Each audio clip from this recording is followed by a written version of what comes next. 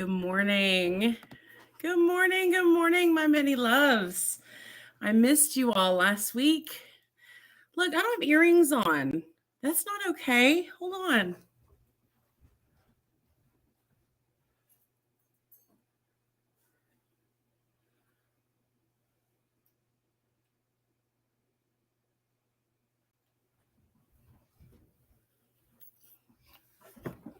I have to have earrings on, y'all. That's not okay. Welcome to the Many Loves Lunch Hour with Mandy. That's me. I'm Mandy. I am Mandy Conant. I have been ethically non monogamous for over 20 years now. And I have no letters behind my name. I have no formal education in therapy or non monogamy or any of the sort. All I know is from my experience. So that's what I bring you all. And I try to bring it to you guys every week. And I missed you last week. So I'm sorry about that. I was sick again. My immune system has been for shit lately. So there's that. And I'm out of sorts, which if you watch any of my shows, you know this is nothing new. So bear with me. Which I know you all do, and I love you for it. So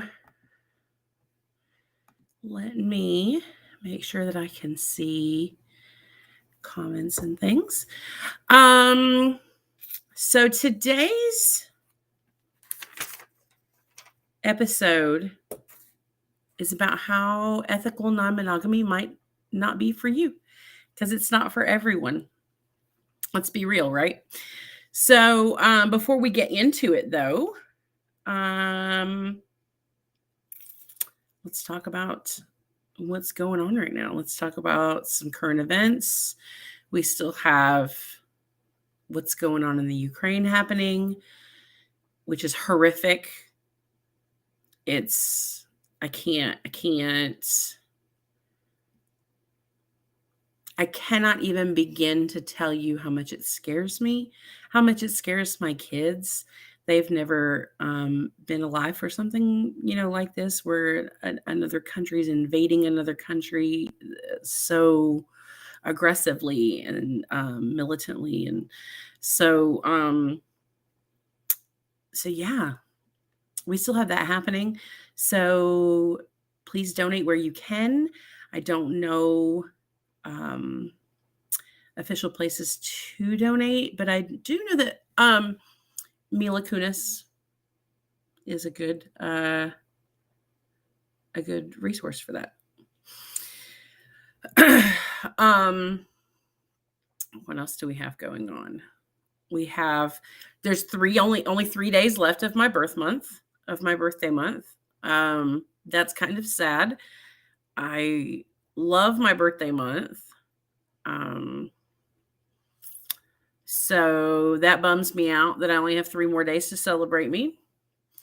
And I had started the month doing a lot of self-celebration. A lot of Facebook posts about the things I like about myself, the things that I love about myself, about my journey, about some real self-appreciation. And that all fell by the wayside. I didn't keep up with it, and that stinks. So maybe I can do that next year. That's a goal for me for next year.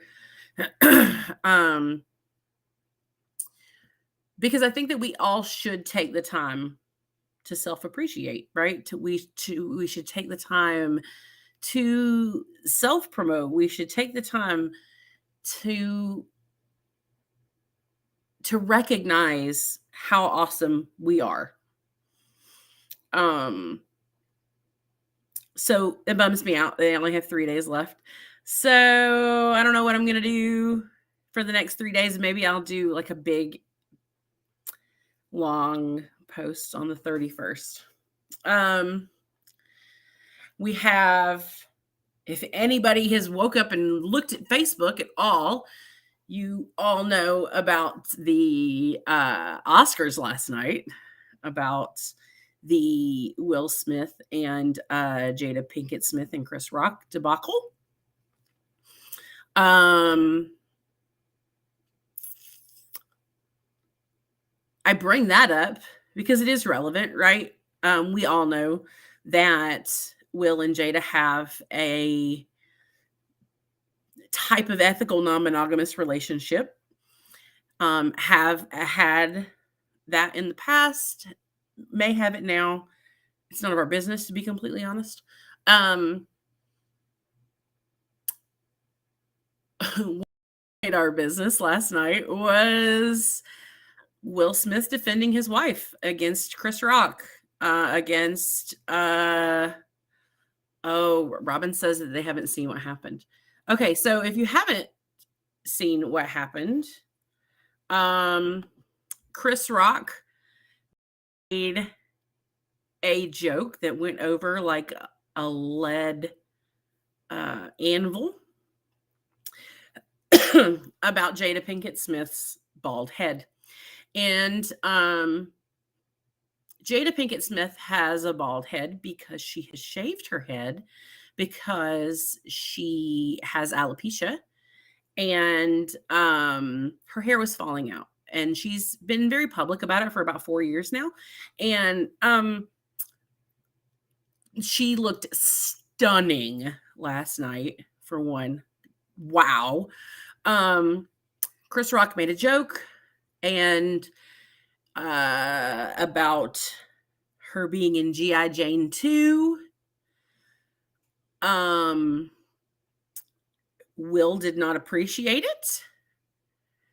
And marched up onto the stage and slapped Chris Rock across the face.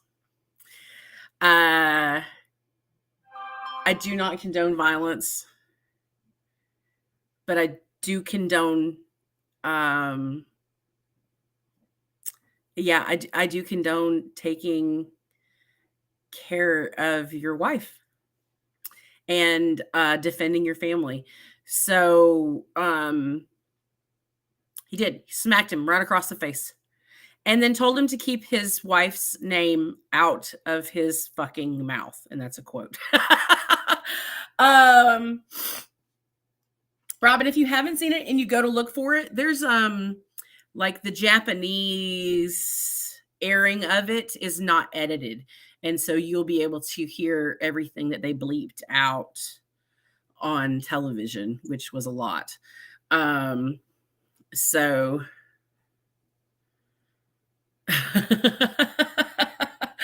Robin, you have to, I absolutely forgive you for leaving. Like I said, go check out the Japanese stream of it because that has everything that was bleeped out. I've been in multiple discussions this morning on social media with people who are upset that he hit Chris Rock, people who are appreciative that he hit Chris Rock, people who deal with disabilities and illnesses shouldn't be the butt of a joke. And so it was really shitty and it was really low of Chris Rock to do that. And apparently there's a history of him making Jada the butt of his jokes at times. So Will got caught up in the moment, marched his happy ass up there and smacked Chris Rock across the face. It was not staged. It was not planned. It was 100% clear that that was not the plan. It made things very awkward after he did it. And it did take away some of the hype because Questlove had just was winning for Best Documentary. Chris Rock was actually announcing that award when he made the joke. He was not hosting. There was no reason for him to make jokes. He was there to present an award. The joke was not rehearsed from what I've read.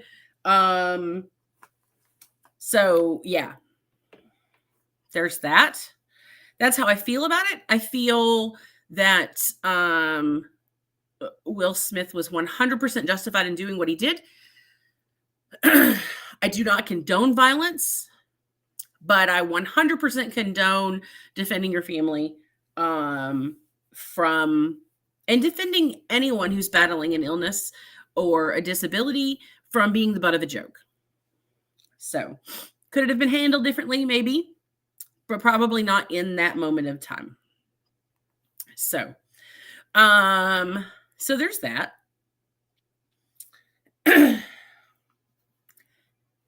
I was speaking with a friend of mine today on social media, and she said, you know, I where this happened, he could, you know, charges could be filed, which I get it. He assaulted him for sure. Chris Rock did say, I think that he wasn't going to press charges. That doesn't mean that the city won't, or the county won't, or the state won't. But I think I read that Chris Rock was not going to press charges. But my point was that if this happened like on the street, if some dude walked by and made a comment about somebody else, about Will Smith's wife, he probably wouldn't have just gotten smacked. He would have got the shit beat out of him. So, which is why it was an open-handed smack. It wasn't a punch. He could have floored Chris Rock if he wanted to, but he didn't. And I think that showed some self-restraint. So feel free to tell me how you feel about it. That's how I feel about it. I'm not going to argue, but I would love to hear your thoughts on it. I understand the people who are saying that, you know, violence is not the answer there, but sometimes violence is the answer. I'm sorry, y'all. I still have a cough. No COVID though. It's just allergies and from being at the ball field in the dust and the wind. All right, let's talk sponsors real quick.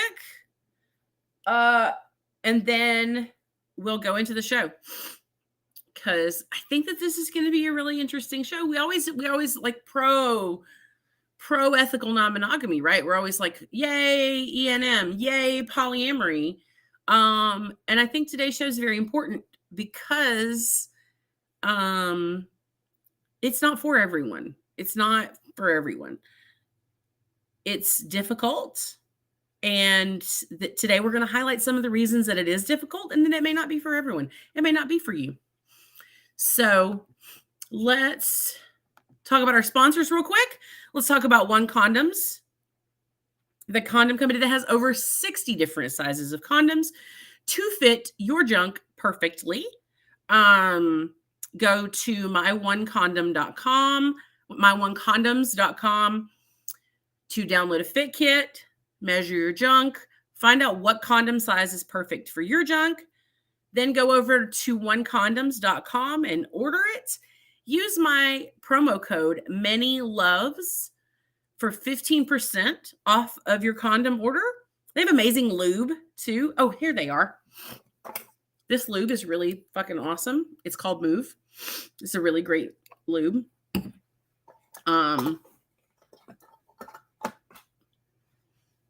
One Condoms. Check them out. And like I said, use my promo code to get 15% off your custom condom, custom size condom order.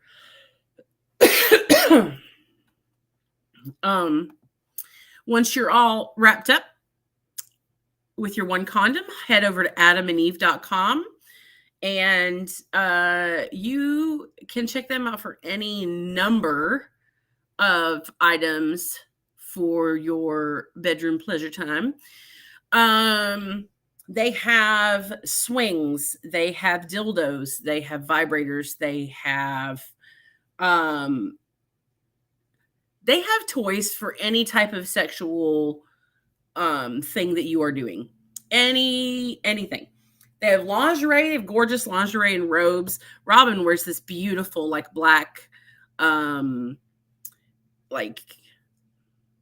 it's it's not transparent. What do you call it? Where it's not opaque? I don't know. It's a really gorgeous robe. I'm going to totally buy one of those. Anyway, go over to the website. Use my promo code MLLH, like Many Loves Lunch Hour, for 50% off any one item, almost any one item. There's a couple of things that you can't use the code on, but overall, almost any one item. And you get free shipping, and they throw in a bunch of free shit. So go check them out. Go order your fun time stuff from adamandeve.com. And last but not least, let's talk about probablypoly.com, the podcast where we question everything, even our names. Not our names. I said that wrong. The podcast where we question everything, even our name. The name of the podcast is what we question. We host this podcast, Michael Haig, Sarah Lucas, and I. And we can be found at probablypoly.com, on Facebook at Probably Poly, and anywhere you listen to your podcasts like Spotify, iTunes, and SoundCloud. It's a much more intellectual podcast. It's so informative. And I believe we just released an episode last week. So go check us out. I don't have the episode name because we probably recorded it 3 months ago. So I don't know what the episode name is. I think it is. I don't know. Go check it out, though. I promise you won't be disappointed. Let's see. Robin said, I just saw. Whoa. Tell me what your thoughts are, Robin. I want to know your thoughts on it. I want to know what you think.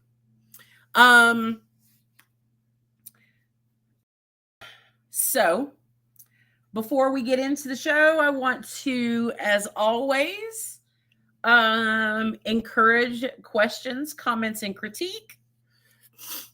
I want to know why you think that polyamory isn't for everyone, or that ethical non-monogamy isn't for everyone.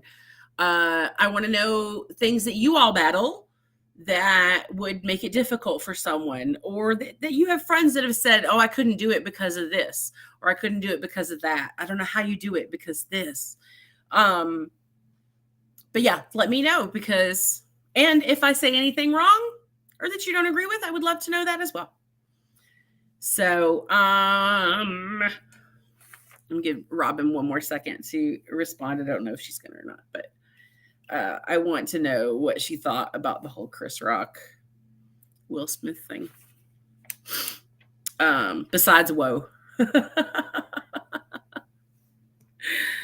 All right.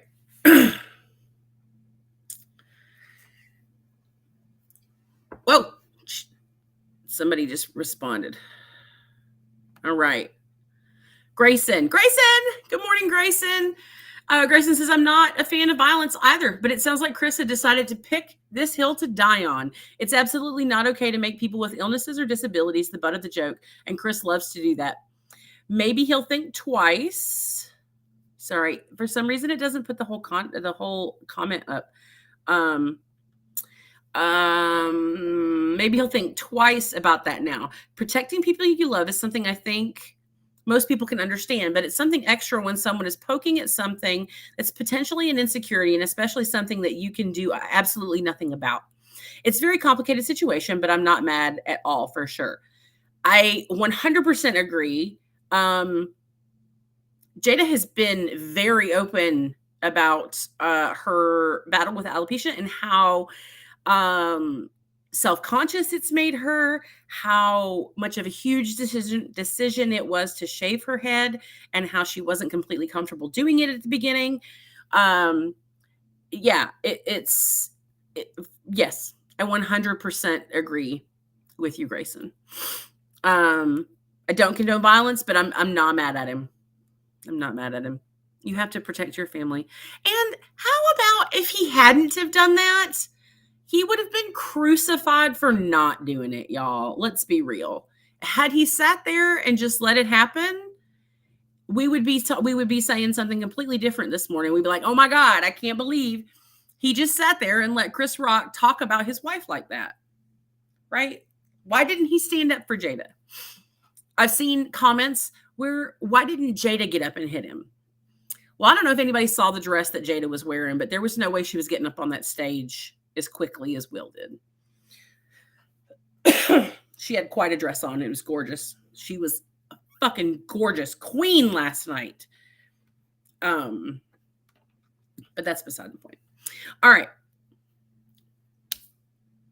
Is polyamory for you? Why? I just realized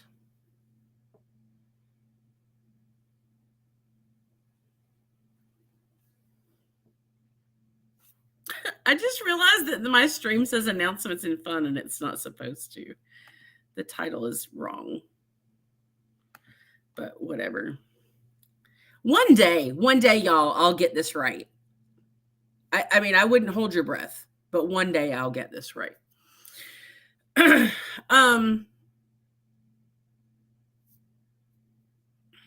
Oh, we have another comment real quick. My immediate reaction is that Smith's expression and words shouted were more effective than the punch or the slap could have been perceived as a stunt or inappropriate. His anger silenced the entire crowd. It's not easy to allow a room. It's not easy to allow a room to be that uncomfortable. But it's so important to allow things to be uncomfortable when you're calling someone out for shitty behavior. And Robin just said that was her. For sure. His words were 100% more effective, I think. But I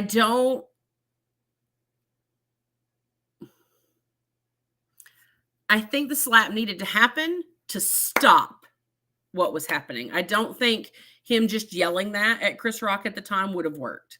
I think the slap but the words were absolutely more effective. And his anger and his tone were 100% more effective. Oddly enough, I wish it would have panned so we could see Jada as well when he was speaking. I wish we could have seen her reaction to Will standing up for her, but that's just me. It may be some weird voyeuristic thing.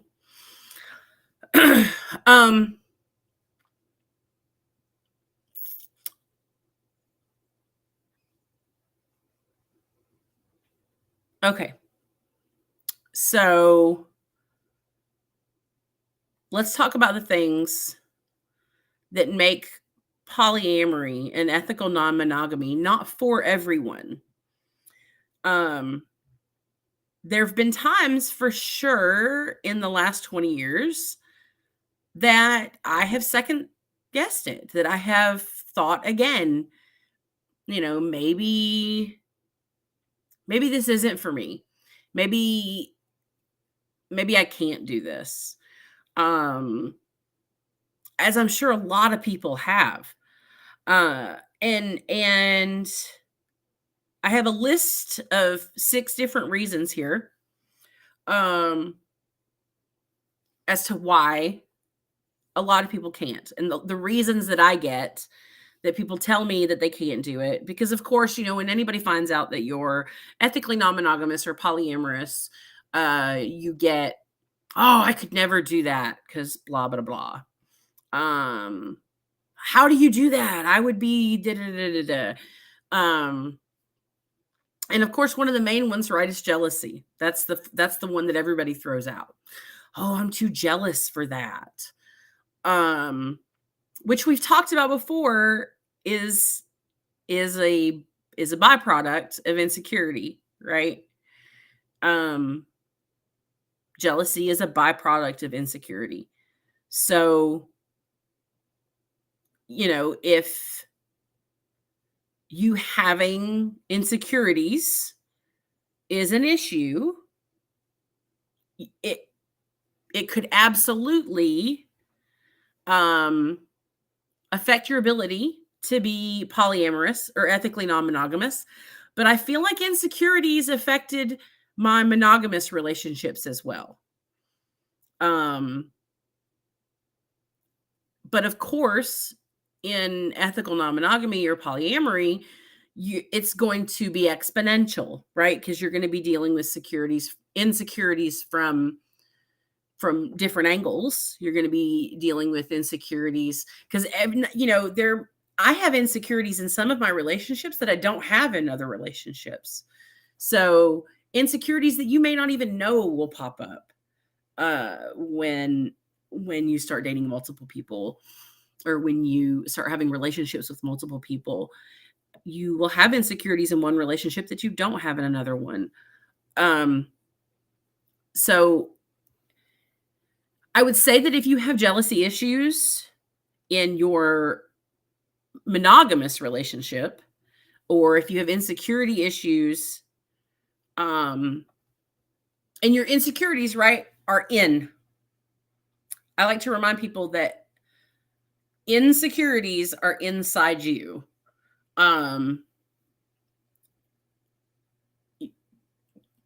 You don't have an insecurity about a relationship.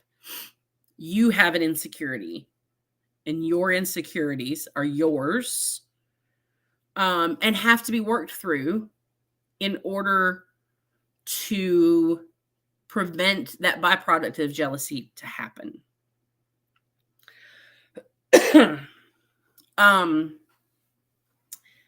I also get, so that's the biggest one, right? That's the biggest one that everybody's like, I'm too jealous to be ethically non-monogamous. Which, I mean, it's fair. It's fair. Some people experience jealousy on much more intense levels than other people do, and it's because of their insecurities. Something else that I get a lot is time management issues. I personally get that one a lot. I've actually been kind of accosted by people at times where they're like, how do you date multiple people when you have 3 kids and a grandkid, and you work full time? And like where do you find the time? How do you do that? And you just do. You just do. You can absolutely become polysaturated. And I am at this point. And some people are amorously saturated at one person. And that's where poly's not going to work for you. Ethical non-monogamy is not going to work for you if you are saturated by one person. I know a lot of people that are like that just jealousy is not the issue. They're just, one person's enough. It's a lot to just handle the one person. So if that's the case, and you know that, then ethical non-monogamy is not going to work for you. A lot of people that I know that are poly don't actively date, aren't actively poly, because of time management issues, because of not having the time to do it. Because their priorities are different, because they feel like they don't have enough free time to devote to any more relationships. So time management is absolutely a thing and can prevent you from having successful non-monogamous relationships. um, let's see. We have, oh, and I got this one from, you all know my platonic life partner, Kelly. She's been on the show before. She gave me this one. It's feeling the need to keep people happy and not being able to keep multiple people happy. That it's hard enough to keep one person happy. Then and you couldn't even imagine having to keep multiple people happy. And a lot of people feel that way. A lot of people feel that way. I personally get around that because I don't feel the need to keep people happy. People being other than me. Happiness, other people's happiness is not my job. It's their job. If I can help with that, I'm happy to do that. I didn't silence my phone. I'm sorry. If I can help with that, I'm happy to do it. But it's not my job to do that. That doesn't mean that other people don't feel that way, and it doesn't discredit those people who do feel that way.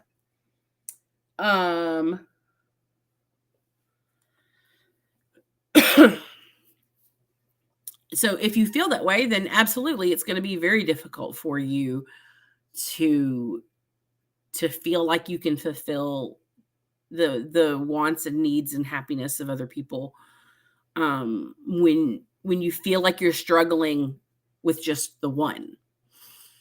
So I get that. I get it. I did used to feel that way. I did used to feel like other people's happiness was my job. And I don't feel like that anymore. And I was recently made to feel that way momentarily. I'm going to tangent for a second. I was recently made to feel that way momentarily. And remembered why I don't take that on anymore. Because the feeling was awful, right? It's yeah, the feeling was awful. But then I reminded myself that that was not my job. I reminded myself that's not my job and that my partner's a grown-ass person who is in charge of their own happiness. So that's how I circumvent that. That doesn't mean that everybody can. And there's no harm in you not being able to do that.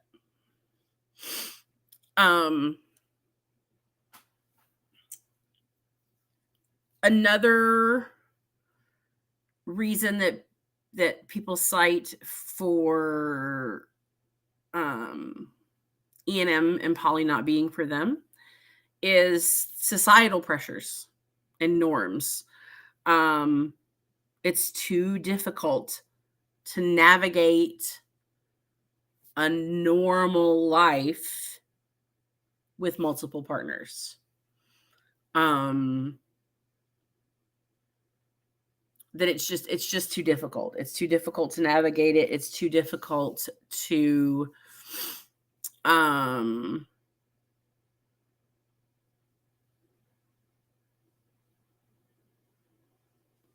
go to parties, holidays. It's complicated, right? Like it's a lot.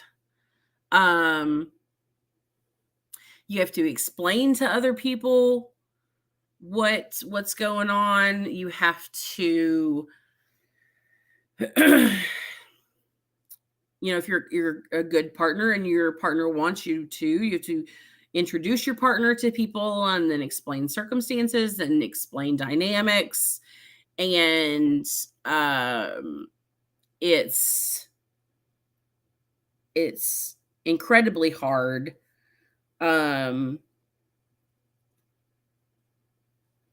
Like for school, like I know a lot of us have kids, and so that's hard to deal with the schools and juggling, what parents or what adults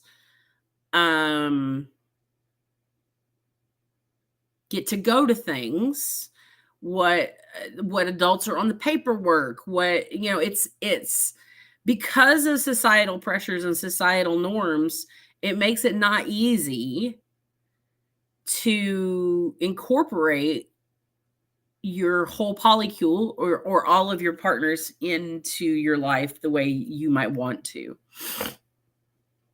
And that's valid. That you don't have enough energy to fight those fights. Completely valid, completely okay.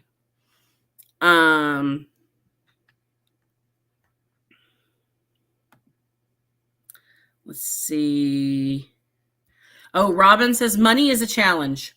It takes a lot of effort and creativity and time to have dates and etc. that don't cost money, especially if you have live-in partners. Thank you, Robin. Yeah, it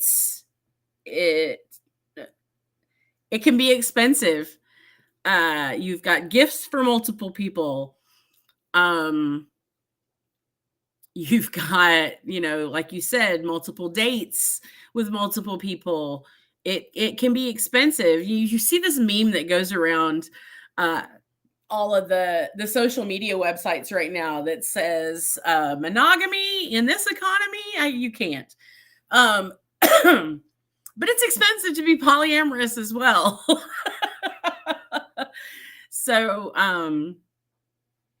yeah, it's granted, cohabitating and communal living is a lot less expensive and probably a better idea in this economy, but it's expensive to be ethically non-monogamous as well, especially if you do live with your partners, because there may be situations where like overnight and sexy time have to be made at hotel rooms.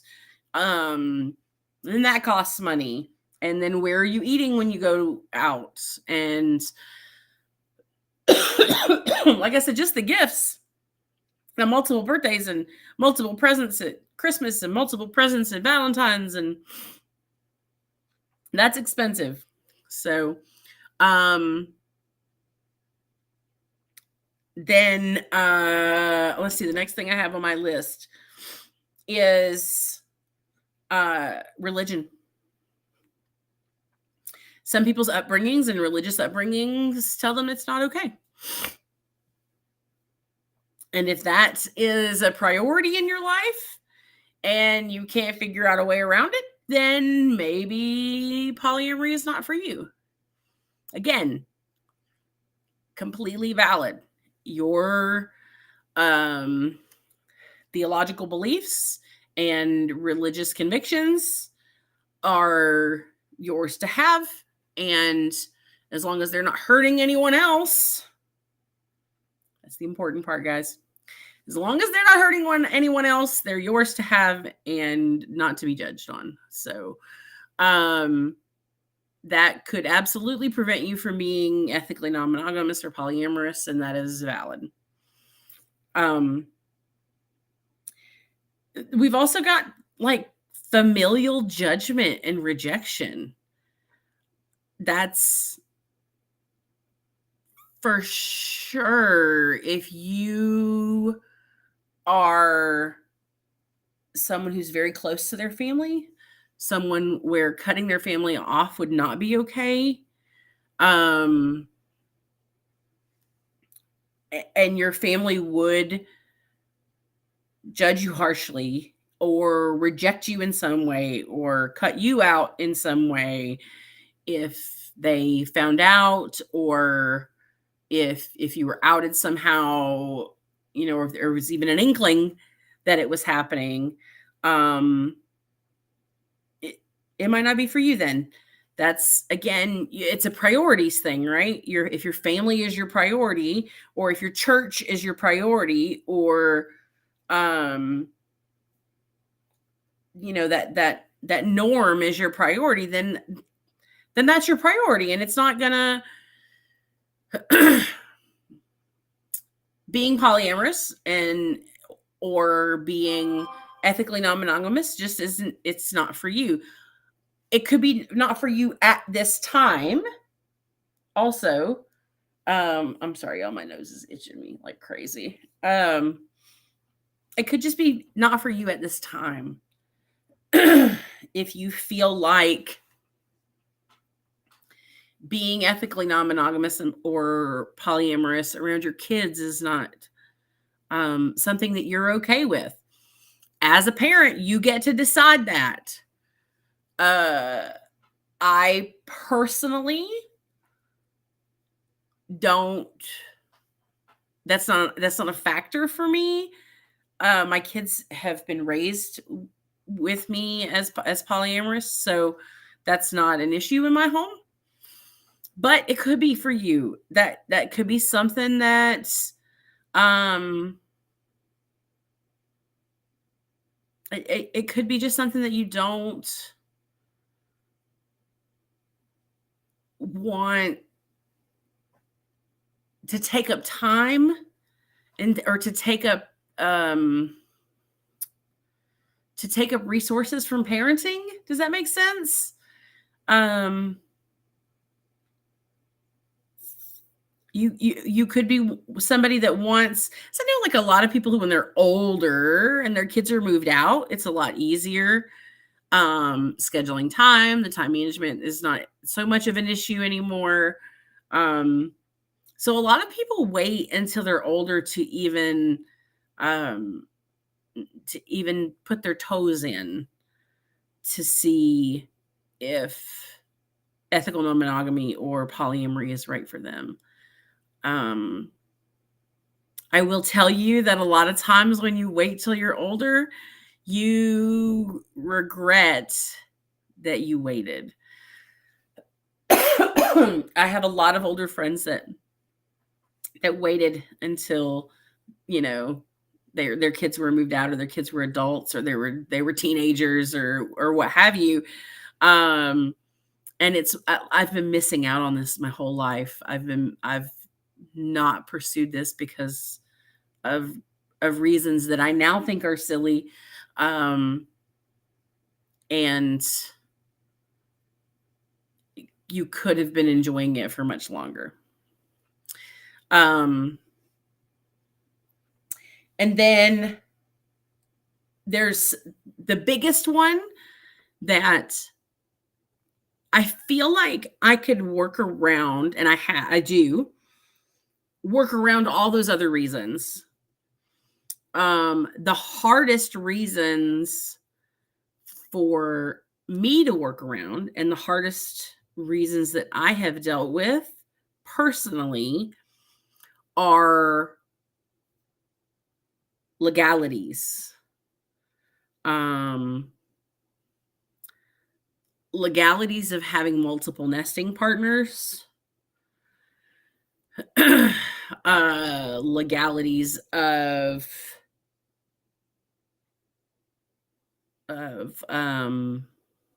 child protective services. If you have, you know, other, like if your children have another father and you have joint custody, and maybe your ex is not keen on um, your lifestyle, there could be legalities there. And um, I have had people threaten to call DFACS on me, which we had this conversation last night. DFACS here in the state of Georgia is like CPS everywhere else, Child Protective Services.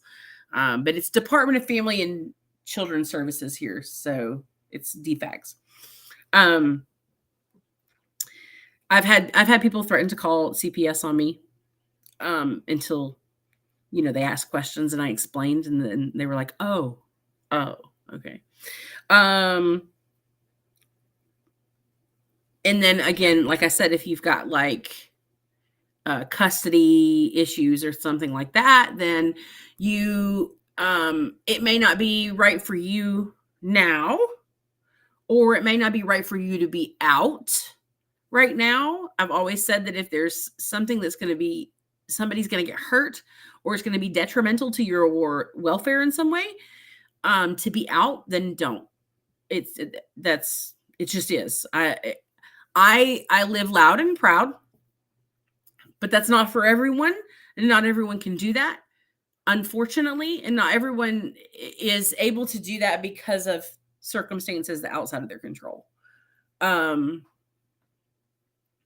Robin's got a comment here. It says, in my times working with the elderly, I found people were most regretful for the things they didn't do, for sure.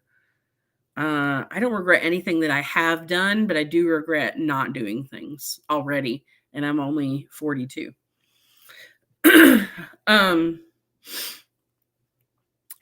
When we talk about legalities, we're talking about like legal paperwork too. It's become a lot easier in recent years, but having 3 people on a home loan, or multiple people on, a deed, or a car, or things of that nature, any large purchases, it's difficult to deal with having that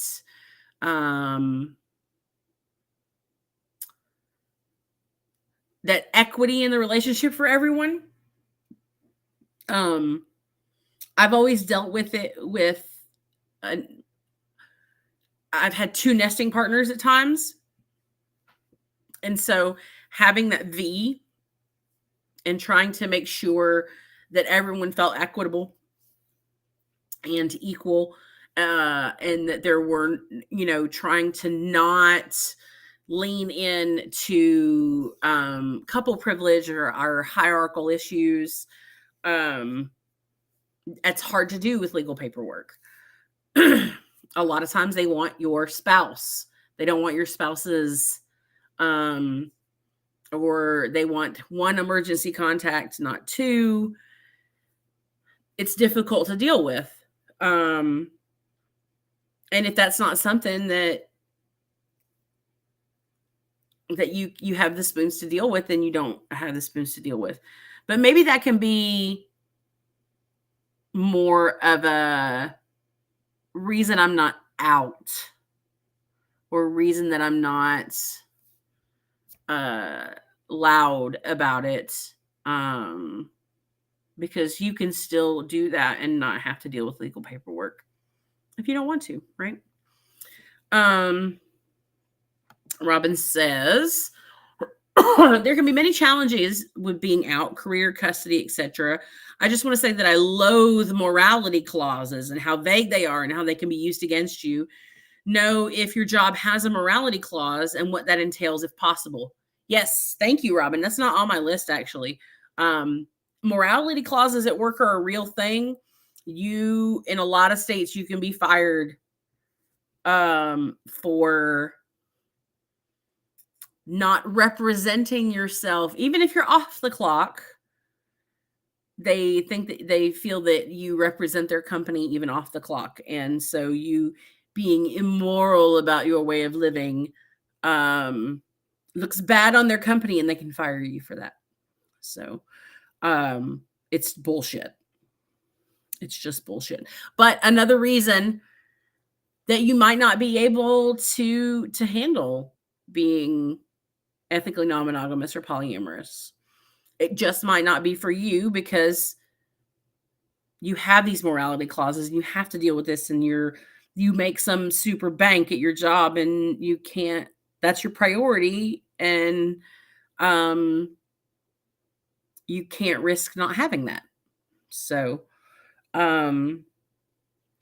Other legal paperwork that's hard to navigate. That's the word. I can't think of words today for some reason. Is like medical authorities, medical paperwork, like your point of contacts for your medical stuff. If you're, in the ICU, a lot of hospitals only recognize your one spouse and not multiple partners.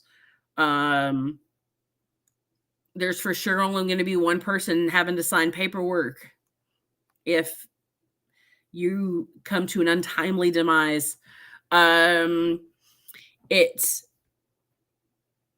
That's difficult. It's difficult to navigate, and some people don't have the spoons to navigate it. Another one's wills. If you are ethically non-monogamous and or polyamorous, I highly encourage you to have a will made up and to keep it up to date, to make sure that it is, what you want at all times. So, and as if you, I really, really want to reiterate the fact that if you don't have the spoons for any of these things, then ethical non-monogamy and or polyamory may not be right for you. And that is okay. What I will tell you is that I highly encourage you to look at your monogamous relationships, though, and make sure that you are in intentionally monogamous relationships, that you have relationship agreements in that monogamous relationship, that that you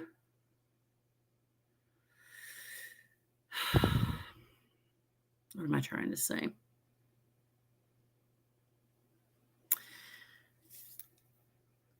That your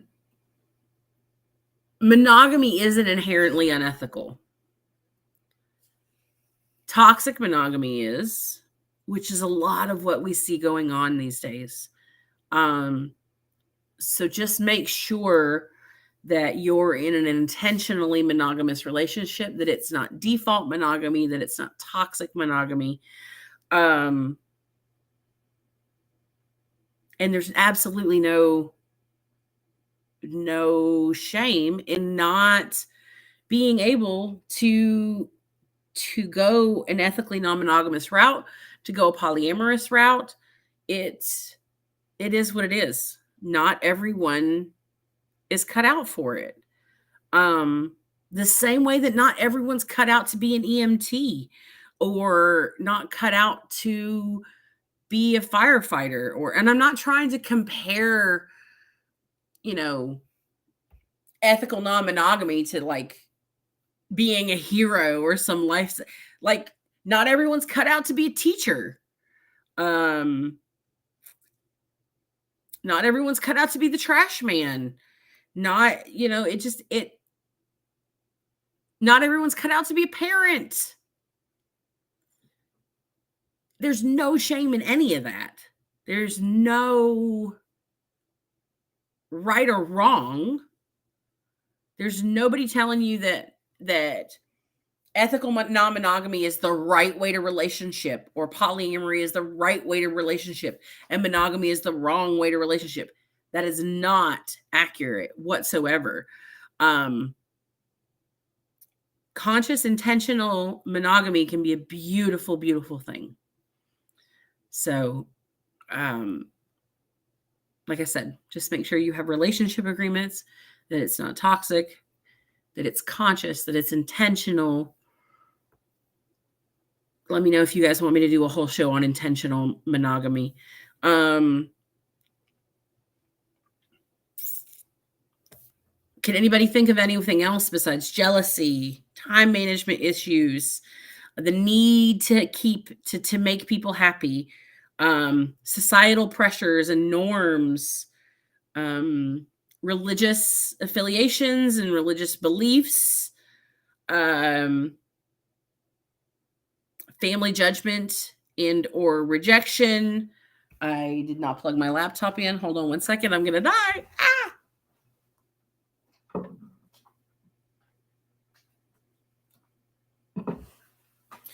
All better. What else? A familial judgment and or rejection, the legal issues, issues with kids, with money, like Robin said. There's a slew. There's a slew of things that have to be considered to be able to practice ethical non-monogamy, to practice polyamory. And it doesn't make you a better person if you can do all those things. It doesn't. Polyamorous people are not better people than monogamous people. Don't let anybody tell you different. We just love differently. We just relationship differently. It doesn't make it better. It doesn't make it worse. It's just different. And my daughter would tell you it's not weird. It's just different. So, yeah, I think that's all I got. Oh, thank you, Robin. Thank you. One of these days, I'm going to get this shit right. Let me see. I'm going to edit this real quick and see if see if we can do this. Wow. Before I save it.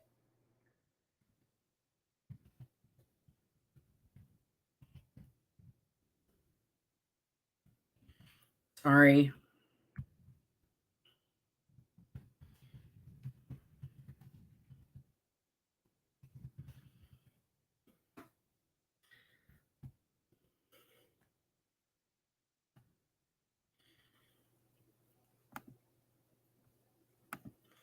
Podcasts and talk shows.